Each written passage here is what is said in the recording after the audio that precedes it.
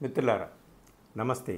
మన ప్రధాని నరేంద్ర మోడీ గారు రేపు తన 75వ పుట్టినరోజు సందర్భంగా ఏదో ఒక కీలకమైన నిర్ణయాన్ని ప్రకటించడానికి అవకాశం ఉందని చాలామంది చాలా ఊహాగానాలు చేస్తున్నారు.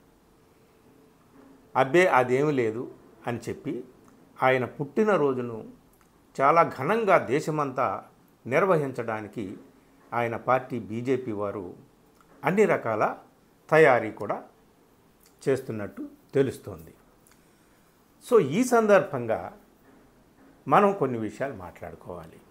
ఎందుకంటే ఆయన ఏదో ఒక నిర్ణయం తీసుకోవచ్చు అంటే రాజకీయాల నుంచి పక్కకు తప్పుకునేటటువంటి నిర్ణయం తీసుకోవచ్చు అని విపక్షాలు ఊహాగానాలు చేయడమే కాదు, ఆయన పార్టీలోని వాళ్ళు కూడా పైకి చెప్పకపోయినా లోపలే అనుకుంటున్నట్టుగా కూడా తెలుస్తోందన్నమాట. సరే, శత్రుపక్షాలు ఎలాగూ వాళ్ళు మాట్లాడే మాటలు మాట్లాడతారు. ఇవన్నీ పక్కన పెడితే ఈ ఊహాగానాలకి ఈ ఆలోచనలకి కారణాలు ఏంటి అనేది ఆలోచించాలి. ఎంతటి వెలుగు వెలిగిన వాళ్ళకైనా కొంచెం మసకబారినటువంటి ఆ వెలుగు మసకబారినటువంటి కాలం ఒకటి వస్తుంది. దాన్ని గమనించినటువంటి వాళ్ళు దీపం ఉండగా ఇల్లు సర్దుకోవడం అని అంటారే మన వాళ్ళు, అలా పని చేయవచ్చు లేదా చేయకపోవచ్చు. ఏది ఏమైనా ఆయన పదవిలో ఉండాలా, రాజకీయాల్లో ఉండాలా, లేదా రాజకీయాల నుంచి సన్యాసం తీసుకొని తన అపారమైనటువంటి అనుభవాన్ని తన పార్టీ వారికి, దేశానికి మార్గనిర్దేశం చేయడానికి తన జీవితాన్ని అంకితం చేస్తారా ఏమిటనేది అది ఆయన సొంత విషయం, ఆయన పార్టీకి సంబంధించినటువంటి విషయం. ఎవరు దీంట్లో ఏమీ చెప్పడానికి లేదు, రాజ్యాంగంలో ఏమీ అట్లా రాసి లేదు. అయితే ఈ సందర్భంగా ఎందుకు ఇలాంటి ఊహాగానాలు వస్తున్నాయి, ఏమిటి, నరేంద్ర మోడీ ఒక వెలుగు వెలిగినటువంటి దశ ఏమిటి, ఆ వెలుగు మసకబారినటువంటి పరిణామం ఏమిటి, అది ఈ వీడియోలో కొంచెం క్లుప్తంగా మనం చెప్పుకుందాం. 3 విషయాలండి ఇక్కడ. ఎన్నికల విషయంలో సాధించినటువంటి విజయాలు, నరేంద్ర మోడీ సాధించిన విజయాలు, బీజేపీ సాధించిన విజయాలు, రెండు విడదీసి చూడరానివి, విడదీయలేమన్నమాట, అవిభాజ్యమైనటువంటివి.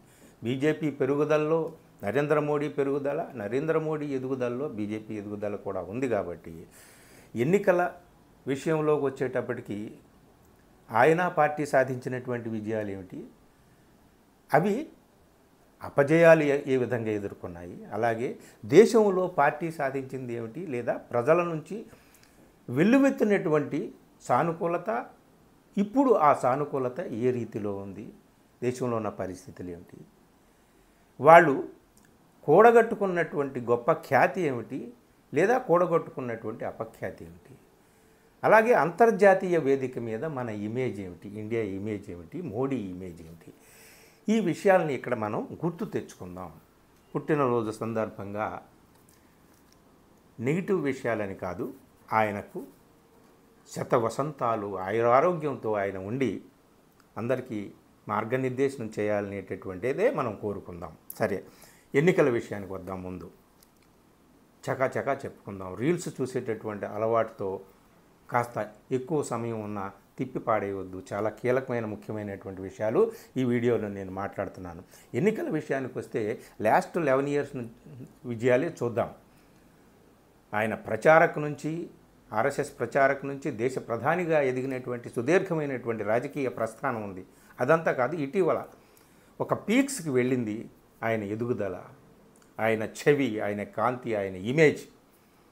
దానితో పాటు పార్టీ ఇమేజ్ కూడా పెరిగింది. 2014లో 282 సీట్లు సంపాదించుకొని అబ్కీ బార్ మోడీ కా సర్కార్ అనేటటువంటి నినాదంతో వాళ్ళు పార్టీ సర్కార్ని ఏర్పాటు చేసింది. సర్కార్ని సొంత బలంతో బీజేపీ ఏర్పాటు చేసింది. చాలా గొప్ప మెజారిటీ రాకపోయినప్పటికీ కూడా వేరే వాళ్ళ ఎవరి మీద ఆధారపడక్కర్లేకుండా 282 సీట్లు 219కి వచ్చేసరికి ఆ సీట్లు మరొక 20 పెరిగి 303 అయినాయి. అది ఇక అక్కడికి వెళ్ళిన తర్వాత అబ్కీ బార్ 400 పార్ అనేటటువంటి నినాదాన్ని ఇచ్చారు. మోడీ హైతో ముమ్కిన్ హై అనే నినాదాన్ని కూడా ఇచ్చారు. అలాగే my Bhi Ek chowkidar who అని ఆయన కూడా అన్నాడు. మీరు ఎవ్వరు ఓటు వేసినా సీదే అంటే డైరెక్ట్గా మోడీకి వెళ్తుందని కూడా అన్నారు. మోడీ చుట్టూ ఎన్నికల నినాదాలన్నింటినీ కూడా తిప్పారు. అయినప్పటికీ కూడా 2024 ఎన్నికల్లో బీజేపీ సంఖ్యాబలం లోక్సభలో 303 నుంచి 240కి పడిపోయింది. అంటే 63 స్థానాలు తగ్గిపోయాయి. అబ్కీ బార్ 400 పార్ అని అన్నారు కానీ ఉన్న 300 నుంచి కూడా 60 జారిపోయాయి అన్నమాట. 63 సీట్లు జారిపోయాయి. ఇది గుర్తుపెట్టుకోవాలి. అలాగే వారణాసి నుంచి 3 సార్లు 2014 నుంచి 24 దాకా మోడీ పోటీ చేసినటువంటి ఆ ఓట్లు, ఆయన సాధించినటువంటి ఓట్లు చూస్తే 2014లో ఆయన విక్టరీ మార్జిన్ 3,70,000 ఉంటే 2019లో ఆయన విక్టరీ మార్జిన్ 4,80,000 ఉంటే 2024కి వచ్చేసరికి ఆ విక్టరీ మార్జిన్, ఆయన గెలుపు మార్జిన్ ఏదైతే ఉందో అది 4,80,000 నుంచి 1,50,000కి పడిపోయింది. ఆయన 2019లో 63.6% ఓట్ షేర్ సంపాదిస్తే 2024లో 54.2% మాత్రమే సంపాదించగలిగారు. అంటే దాదాపు 12.4% ఓట్ షేర్ ఆయన వారణాసిలో ఆయన వ్యక్తిగతంగా. సో ఈ విధంగా అంటే విజయం శిఖరాలకు వెళ్ళిన తర్వాత, ఆకాశం అంచులు తాకిన తర్వాత ఇక ఆ పైకి వెళ్ళడానికి వీల్లేదు కాబట్టి కిందకి చూసిందా బీజేపీ విజయ పరంపర కానీ నరేంద్ర మోడీ విజయ పరంపర కానీ అనేటటువంటిది మనం ఆలోచించాలన్నమాట. బహుశా ఈ విధమైనటువంటి మల్లగొల్లాలు ఆ తర్వాత జరిగినటువంటి రాష్ట్రాల ఎన్నికల్లో ఓటు చోరీ అని చెప్పి హర్యానా కానీ మహారాష్ట్ర కానీ ఇవన్నీ కూడా ఢిల్లీ కానీ ఛత్తీస్గఢ్ కానీ ఇవన్నీ కూడా జరిగినాయి అని చెప్పి సరే ప్రతిపక్షాల ఆరోపణలు అవన్నీ కూడా పక్కన పెడదాం. సో ఎన్నికలకు సంబంధించి ఇప్పటికీ కూడా 15 రాష్ట్రాలు యూనియన్ టెరిటరీల్లో సొంతంగా అధికారంలో ఉన్నారు. మరో 6 చోట్ల మిత్రపక్షాలతో కలిసి అధికారంలో ఉన్నారు. ఇప్పటికీ కూడా రాష్ట్రాల్లో వాళ్ళు ఎన్నికల పరంగా చాలా స్ట్రాంగ్గానే ఉన్నారు. కానీ వాళ్ళ హెజమోనీ అనేటటువంటిది ఆ క్రాక్స్ ఇస్తున్నటువంటి అది ఏదో బయటపడుతుంది ఈ మధ్యకాలంలో అనేది అన్నమాట. సో ఎందుకు ఒకేసారి అంత శిఖరాలకు వెళ్ళినటువంటి ఆ ప్రగతి, ఆ ప్రాభవం, ఆ వైభవం ఒక్కసారిగా 2024లో ఎందుకు తగ్గిపోయింది? దానికి కారణాలు కూడా చాలా చెప్తున్నారనమాట. ఎందుకు ఈ విధమైనటువంటిది డిమానిటైజేషన్ ఒక కారణం చెప్తున్నారు. వాళ్ళు బ్లాక్ మనీ తీసుకొస్తాం, వెలుగు చేస్తాం, అది చేస్తాం, ఇది చేస్తాం అన్నారు. కానీ ఆ బ్లాక్ మనీ అంతా కుబేర్లు వైట్ మనీగా మార్చుకోవడానికి పనిచేసింది. డిమానిటైజేషన్ చాలా అపఖ్యాతి తీసుకొచ్చిందని చెప్తారు. అలాగే కోవిడ్ మేనేజ్మెంట్ కూడా చాలా వాళ్ళకి ఏమాత్రం గౌరవాన్ని తీసుకొచ్చి పెట్టింది కాదు. లాక్డౌన్ నిర్ణయం కానీ అవన్నీ కూడా, జిఎస్టీ నిర్ణయం కానీ, ఇప్పుడు చావు తప్పి కన్ను లొట్టబోయిన తర్వాత ఇప్పుడు జిఎస్టీ రేటుని ఇప్పటికి తగ్గించారు. కానీ మధ్యతరగతి వ్యాపారస్తుల్ని సమస్తాన్ని కూడా నడ్డి విరిచివేశారు. సామాన్యుడి నడ్డి విరిచివేశారు. చిన్న చితక వ్యాపార సంస్థలు లక్షల్లో మూతపడిపోయినాయి. జిఎస్టీ ద్వారా వాళ్ళు మూటగట్టుకున్నటువంటి ఖ్యాతి అట్లాంటిది. అలాగే ఎలక్టోరల్ బాండ్స్ కుబేరుల దగ్గర నుంచి, సంపన్నుల దగ్గర నుంచి చందాల రూపంలో కోట్లకు కోట్లు, వేల కోట్లు తీసుకోవడాన్ని లీగలైజ్ చేయడం, చట్టబద్ధం చేయడానికి వాళ్ళు ప్రయత్నించిన దాన్ని సుప్రీంకోర్టు తప్పుపట్టింది. సుప్రీంకోర్టు రద్దు చేసింది. అప్పుడు అందరి బండారం బయటపడింది. దాని ద్వారా కూడా వాళ్ళు ఏమాత్రం ఖ్యాతిని కాదు కదా, అపఖ్యాతిని ఎక్కువగా కూడగట్టుకున్నారు. ఇకపోతే ఏ దేశంలోనైనా ఏ ప్రభుత్వం అయినా సరే ఆ ప్రభుత్వము ఆ దేశం సాధించినటువంటి ప్రగతిని ఆ దేశంలో ఉన్నటువంటి సగటు పౌరుని యొక్క వార్షిక ఆదాయాన్ని బట్టి మనం చూడాలి. పర్ క్యాపిటా ఇన్కమ్ అనేటటువంటిది అది చూస్తే మన దేశంలో ఏమంతా ఆరోగ్యకరంగా లేదు, ఆనందదాయకంగా లేదు, ఎవరు హర్షించదగ్గేటటువంటి గొప్ప మార్పులు ఏమీ జరగలేదు. వీళ్ళు డైరెక్ట్ బెనిఫిట్ ట్రాన్స్ఫర్ అనేటటువంటిది ప్రధానమంత్రి పేరు మీద అనేక సంక్షేమ పథకాలని ప్రవేశపెట్టారు. దానివల్ల కొంత రూరల్ పూర్, అర్బన్ పూర్ కొంతమంది లాభపడినప్పటికీ కూడా సంక్షేమం కాదు, స్వావలంబన కావాలి. వ్యక్తుల స్వావలంబన, ఆర్థిక స్వావలంబన, స్వయం సిద్ధత ఇది కావాలి అని చెప్పేసి ప్రజలందరూ కోరుకుంటున్నారు. మేము రామాలయాన్ని కట్టాము, వేల సంవత్సరాలుగా ఎక్కడికో తరిమేసినటువంటి రాముని తీసుకొచ్చి ఇక్కడ కూర్చోబెట్టాము, దేవాలయాన్ని కట్టాము అని చెప్పినా సరే ప్రజలు వినలేదు. అదే అయోధ్య ఉన్న చోట, అదే యూపీలో చాలా ఎదురు దెబ్బ తగిలింది. కారణం ఆర్థికపరమైనటువంటి సరైన అభివృద్ధిని వీళ్ళు సాధించలేకపోవడం అనేటటువంటిది ప్రధాన కారణంగా చెబుతారు. అంటే ప్రభుత్వము, బీజేపీ, నరేంద్ర మోడీ ఈ మూడు వేరు వేరు కాదు. కాబట్టి ఈ సందర్భాన్ని నరేంద్ర మోడీ కేంద్రంగా మనం మాట్లాడుకుంటున్నాం.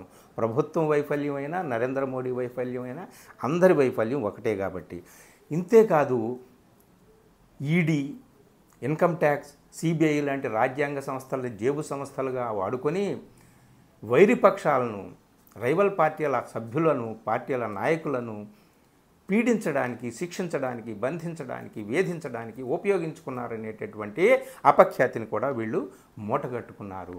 అలాగే ఎలక్షన్ కమిషనర్ నియామకం విషయంలో చీఫ్ జస్టిస్ ఆఫ్ ఇండియా ఆయన్ని పక్కన పెట్టి, సిజేఐని పక్కన పెట్టి ఎలక్షన్ కమిషనర్ని నియమించేటటువంటి అధికారాన్ని తమ చేతుల్లోకి తీసుకుంది ఈ బీజేపీ ప్రభుత్వం మోడీ నాయకత్వంలో. ఆ విధంగా కూడా వాళ్ళు చాలా అపఖ్యాతినే మూటగట్టుకున్నారు. అందుకని ఆ తర్వాత ఈ ఓట్ చోరీ అనేటటువంటిది కార్యక్రమం అనేది రాహుల్ గాంధీ చేపట్టాడు. ఆయన చూపిస్తున్నటువంటి సాక్ష్యాలు, బయట పెడుతున్నటువంటి నిజాలు తప్పు అని చెప్పడానికి ఎలక్షన్ కమిషన్కి కానీ, ఎలక్షన్ కమిషన్ నియమించినటువంటి ప్రభుత్వానికి కానీ, ఆ ప్రభుత్వానికి సారథ్యం వహిస్తున్నటువంటి, నేతృత్వం వహిస్తున్నటువంటి మోడీకి కానీ ఎవరికి లేకపోవడం అనేటటువంటి దాంతో చాలామందికి అనుమానాలు వస్తున్నాయి. ఓటరు అధికార యాత్ర అని ఇంకా భారీగా రాహుల్ గాంధీ దేశమంతా కూడా చేస్తానంటున్నాడు. ఎలక్షన్ విషయంలో, ఎలక్షన్ కమిషన్ విషయంలో, అన్ని విషయంలో, ముఖ్యంగా ఎస్ఐఆర్ ఇట్లాంటి విషయాల్లో కూడా చాలా ఎదురు దెబ్బలే తగిలాయి. మణిపూర్ హింస మనకు తెలుసు. 2 సంవత్సరాల 2 నెలలు దాటిన తర్వాత మొన్న అడుగు పెట్టారు. దానికి కూడా ఆయన ఎక్కడో రష్యా ఉక్రెయిన్ వార్ రుక్వాదియే పాప అని చెప్పి ఎన్నికల సమయంలో చెప్పుకున్నారే, మణిపూర్ మాత్రం ఆయన వెళ్ళలేదు కదా. ఆ విషయంలో కూడా చాలా వ్యతిరేకత ఉంది. వీటిని అన్నింటినీ ప్రశ్నించే గొంతుల్ని నొక్కివేసేటటువంటి పని చేశారు. రాజకీయ పార్టీల నాయకులనే కాదు, యాక్టివిస్టులనే కాదు, కవులు, కళాకారులు ఎవరైనా సరే ప్రభుత్వాల్ని నిలదీస్తే వాళ్ళ మీద ఉపా లాంటి చట్టాలను పెట్టి వాళ్ళని వేధించి, బంధించి శిక్షించేటటువంటి కార్యక్రమాలు చేశారు. రైతుల ఆందోళన ఎన్నాళ్ళు వాళ్ళు ఆందోళన చేస్తే ఆ ఆందోళనను అణిచివేయడానికి అనేక రకాల నిరంకుశ ప్రయత్నాలన్నీ చేశారు. ఆ విధంగా కూడా అంటే ప్రజల యొక్క న్యాయమైనటువంటి, శాంతియుతమైనటువంటి ఆందోళనలను కూడా అణిచివేసేటటువంటి నియంతృత్వ రూపాన్ని ఈ ప్రభుత్వం బయటపెట్టుకుంది. ప్రభుత్వం అంటే నరేంద్ర మోడీ, మోడీ అంటే ప్రభుత్వం, బీజేపీ. కాబట్టి ఇవన్నీ కూడా అవే రైతులు ఏ చట్టాలనైతే ఉపసంహరించుకోమన్నారో ఆ చట్టాలనే చివరికి రైతులకు క్షమాపణ చెప్పి ఉపసంహరించుకున్నారు. జిఎస్టీ వద్దు దాన్ని తగ్గించండి అని చెప్పి రాహుల్ గాంధీ ఎప్పటి నుంచో మొరపెట్టుకుంటున్నా సరే చివరికి వాళ్ళు తగ్గించారు. అది వేరే విషయం. సో ఎన్నికల్లో ఈ విధంగా కేవలం మైనారిటీలను టార్గెట్ చేసుకొని 2004 ఎన్నికల్లో ముఖ్యంగా మంగళసూత్రాల దాకా వెళ్ళాడు నరేంద్ర మోడీ. మీ మంగళసూత్రాలు వీళ్ళు లాగేసుకుంటారని చెప్పి ఎవరి గురించి ఆయన అన్నాడో ఆ విధమంతా మనకంతా తెలుసు. పోతే ఇది అంటే దేశంలో పార్టీ ఎదుగుదల కానీ, ఆయన ఎదుగుదల కానీ ఈ విధంగా మసకబారుతూ వచ్చింది ఏ కారణాలతో అనే వాటి గురించి ముఖ్యంగా కొంచెం సెలైంట్ ఫీచర్స్ కొన్ని మనం చెప్పుకున్నాం.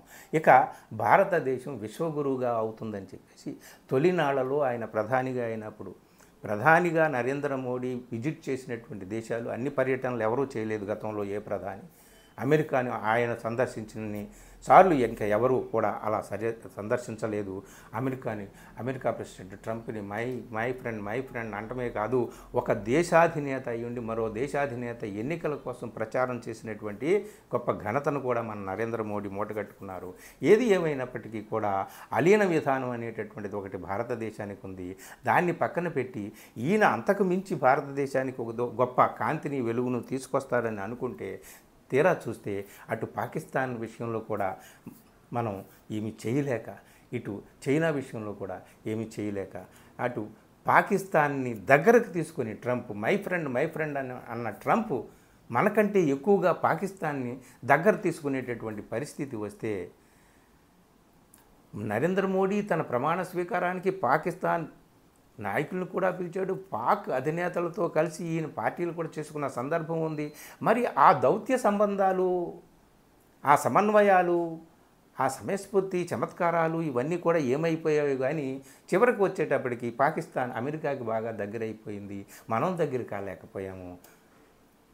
ఆ అసీం మునీర్ నెత్తురోడుతున్న దంష్ట్రాలతో అక్కడికి వెళ్ళి పళ్ళికలించి మనల్ని చూడడం అనేటటువంటిది, వెటకారం చేయడం అనేటటువంటిది, ఆయన్ని పక్కన కూర్చోబెట్టుకుని నువ్వు కూడా రా లంచ్ కానీ ట్రంప్ పిలవడం, ఇట్లాంటివన్నీ కూడా మనకి అంటే అంతర్జాతీయ వేదిక మీద విశ్వగురువు కాదు కదా, విశ్వంలో మనం పరువు పోయేటటువంటి స్థితికి వచ్చేసింది. ఆఖరికి ట్రంప్ మీ ఇద్దరి మధ్య, ఇండియా పాకిస్తాన్ మధ్య వార్ ఆపింది నేనే అని చెప్పి ఆయన పదే పదుల సార్లు చెప్పినా మనం నోరు ముయ్ అని అనలేని స్థితి కూడా వచ్చింది. అలాగే పన్నుల రూపంలో మనల్ని తన్నులు ఎన్ని తన్నినా మనం ఏమి చేయలేని పరిస్థితి. ఆఖరికి మనం చైనా దగ్గరికి, రష్యా దగ్గరికి పరుగులు తీయాల్సినటువంటి పరిస్థితి. అంటే గ్లోబల్ ప్లాట్ఫామ్ మీద ఇండియా ఏ స్థితికి వచ్చింది, ఉచ్చస్థితికి వెళ్తుందేమో నరేంద్ర మోడీ హయాంలో అని అనుకున్నదల్లా గ్లోబల్గా మన దేశం అన్ని ప్లాట్ఫామ్స్లోనూ కూడా వైఫల్యాన్ని ఎదుర్కొంటుంది. ఇది పర్సనల్గా నరేంద్ర మోడీకి కూడా అపజయంగానే భావించాలి. ఓవరాల్గా చూసుకుంటే బీజేపీ యొక్క ఎజెండా కానీ, బీజేపీ యొక్క సైద్ధాంతికత కానీ, భావజాలం కానీ ఎన్నికలలో విజయం సాధించడం కోసం ఈ ఎక్స్క్లూజన్ అనే సిద్ధాంతాన్ని వాడు పట్టుకున్నారు. ఎక్స్క్లూజన్ అంటే డిలీషన్, ఎస్ఐఆర్లో డిలీషన్ చేసినట్టు, స్పెషల్ ఇంటెన్సివ్ రివిజన్లో ఎలక్షన్ కమిషన్ బీహార్లో చేసినట్టుగా ఎక్స్క్లూజన్, కొందరిని ఎక్స్క్లూడ్ చేస్తేనే తప్ప మనకి ఇక్కడ అస్తిత్వం ఉండదనేటటువంటిదే సిద్ధాంతం వాళ్ళది. ఒక పక్క కాంగ్రెస్ని చూస్తే వాళ్ళు 14లో 44, 19లో 52 సీట్స్ వచ్చినా ఒకేసారి 99 సీట్స్ సంపాదించుకోగలిగారు 2024లో. కారణం రాహుల్ గాంధీ ఆయన భారత్ జోడో యాత్ర, న్యాయ యాత్ర ఇలాంటి యాత్రలు చేపట్టిన దానివల్ల ఆయన పెంచుకున్నటువంటి ఇమేజ్ కారణంగా. సరే, ఇక్కడ ఓవరాల్గా కాంగ్రెస్ పార్టీ, బీజేపీ రెండూ చూసుకుంటే బీజేపీ ఎక్స్క్లూజన్ అనేటటువంటి ప్రాతిపదిక మీద, పునాది మీద తనను తాను నిర్మించుకోవాలని చెప్పి ఆశపడుతూ ఉంటే, రాజకీయంగా, ఆర్థికంగా ఎన్ని తప్పులు చేసినా, అవినీతి మరకలు ఉన్నప్పటికీ కాంగ్రెస్ పార్టీ ఇంక్లూజన్ రాజకీయాలే ఉన్నాయి. అందుకని ఇప్పుడు క్యాస్ట్ సెన్సస్ పట్టుకొని, రాజ్యాంగాన్ని పట్టుకొని రాహుల్ గాంధీ తిరుగుతున్నాడు.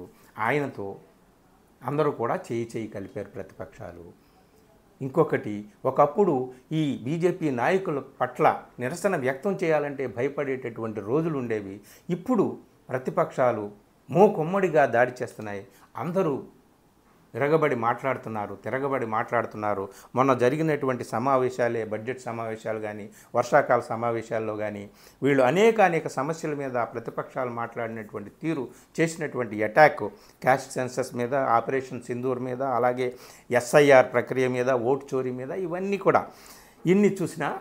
కూడా చూస్తుంటుంటే ప్రతిపక్షాల యొక్క బలం పెరగడం మాటేమో కానీ ప్రతిపక్షాల వాయిస్ పెరిగింది, ప్రతిపక్షాల ఐక్యత గట్టిపడింది అనేటటువంటి విషయం చాలా స్పష్టంగా తెలుస్తుంది. ఈ మొత్తం పరిణామాలను చూసుకుంటే 2024 తర్వాత వ్యక్తిగత ఇమేజ్, నరేంద్ర మోడీ ఇమేజ్ తగ్గుముఖం పట్టింది. ఆయన ఇమేజ్ తగ్గుముఖం పట్టడం అంటే పార్టీ ఇమేజ్ కూడా తగ్గుముఖం పట్టడమే. దీని నుంచి ఎలా బయటపడాలి ఏమిటి అనేటటువంటిది ఆయనైతే అస్త్రసన్యాసం చేయవచ్చు, కానీ పార్టీ తనను తాను నిలదొక్కుకోవడానికి ఏం చేస్తుంది ఏమిటి అనేటటువంటిది అందరికీ కూడా పెద్ద ప్రశ్నార్థకంగా మారింది. అందుకనే ఆయన పుట్టినరోజు ఇప్పుడు ఇంత చర్చనీయాంశం అయిందనమాట. రేపు ఆయన ఏమి ప్రకటన చేస్తాడంటే అనేది అందరూ కూడా అనుమానంగా, సందేహంగా ఎదురు చూస్తున్నారు. అందుకనే మనం కూడా ఇప్పుడు ఈ విషయాలన్నీ కూడా చెప్పుకున్నాం. ఏది ఏమైనా నరేంద్ర మోడీ, భారతీయ జనతా పార్టీ ఈ రెండు జమిలిగా 2019 నాడు సాధించినటువంటి ప్రగతి, ప్రాభవం, వైభవం తర్వాత క్రమక్రమంగా తగ్గుముఖం పడుతూ వచ్చింది. ఎంతటి వారికైనా సరే, ఎంత వెలుగు వెలిగినా సరే ఆ వెలుగు ఎప్పుడో ఒకప్పుడు మసకబారుతుంది. విరుగుట కొరకే అని అన్నారు. బహుశా అది కూడా వాళ్ళందరికీ కూడా ఆలోచనలో ఉండి ఉండొచ్చు. ఎలాంటి నిర్ణయాలు ప్రకటిస్తారు, తీసుకుంటారు ఏమిటి అనేటటువంటిది మనకు తెలియదు. అది అంతా వాళ్ళ వ్యక్తిగతమైనటువంటి విషయమే. కాబట్టి ఎందుకు 75 వసంతాలు నింపుకుంటున్నటువంటి నరేంద్ర మోడీ ఈ సందర్భంగా ఇలాంటి చర్చలు జరుగుతున్నాయంటే కారణం ఈ గత 5-6 ఏళ్లలో ఆ ప్రభ తగ్గిపోవడమే. అది తెలుసుకోవడం కోసం ఈ చిన్న వీడియో చేశాను. నచ్చితే మిత్రులకు షేర్ చేయండి. Thank you.